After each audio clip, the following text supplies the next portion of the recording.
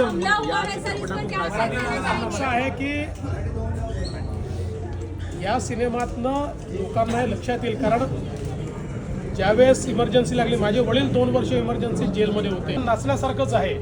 इतकं मोठं संविधान, महान संविधान आमचं आहे, पण त्याच काँग्रेसने त्याच संविधानाची हत्या करून या देशाला एक बंदीशाळा केलं होतं.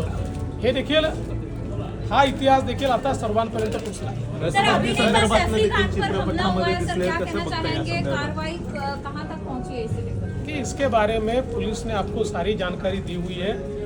ये किस प्रकार का हमला है, इसके पीछे क्या है, किस प्रकार की मंशा से ये हुआ, ये सारी चीजें आपके सामने आ गई. पोलिसांनी त्या संदर्भातली सगळी माहिती आपल्याला दिलेली आहे. याच्या पाठीमागे कशा प्रकारचा मोटिव्ह असू शकतो हे देखील आपल्याला त्यांनी सांगितलेलं आहे. कुठून ते आले हे देखील सांगितलेलं आहे. याच्यात पूर्ण कारवाई चालू आहे. सुरक्षित राहिलं नाही, खास करून